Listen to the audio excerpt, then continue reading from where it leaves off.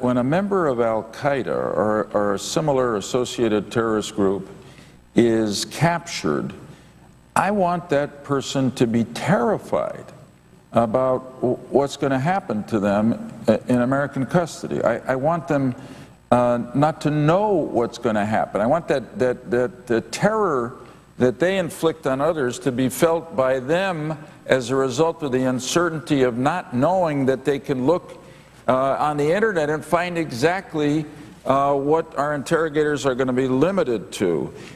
So developing a classified annex of lawful techniques for intelligence professionals who are interrogating the worst terrorists would make it harder for terrorists to train to avoid and resist interrogation.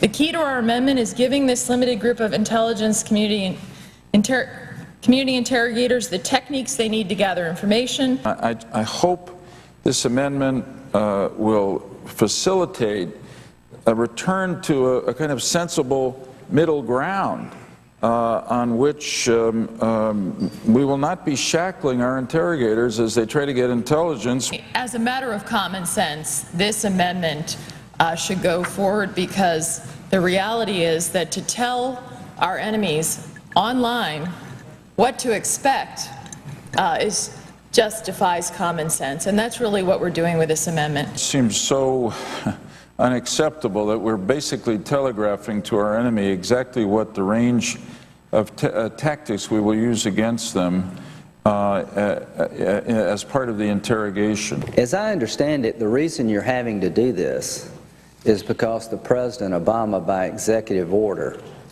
prevented the CIA and other agencies from using any enhanced interrogation techniques that have been classified in the past. Is that correct?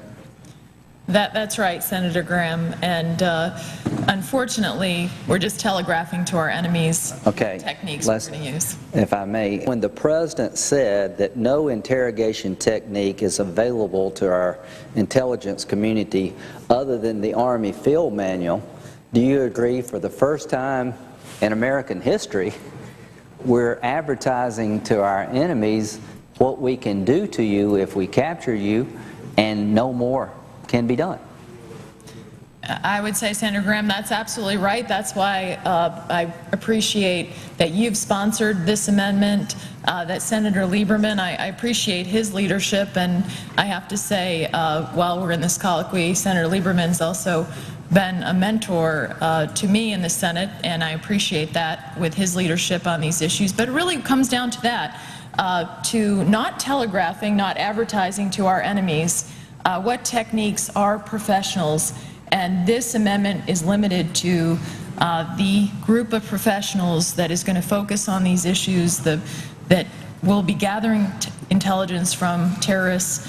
And we've got to protect our country, so why we would do this, it just doesn't make sense. To my good friend from Connecticut, there's a proposal pending on the floor of the United States Senate that would say, for the first time in American history, that if a United States citizen decides to collaborate with the enemy, they cannot be held as an enemy combatant. I think you're very familiar with the history of the law in this area. The law of the land is that if you choose to help Al-Qaeda, you've committed an act of war against your fellow citizens, and you can be held as an enemy combatant for an indeterminate period of time, so we can gather intelligence about what you may have done or about what you know about the enemy. The great concern that we have now in terms of the security of the homeland is from so-called homegrown terrorists, radicalized Americans. So these people, in my opinion, have taken sides. They've joined the enemy. And to have this body at this time, as the threat of homegrown terrorism rises, say no, they can't be treated as enemy combatants, is not only doesn't make sense, and is totally unresponsive to the facts that I've just described. The fact is that it's also dangerous.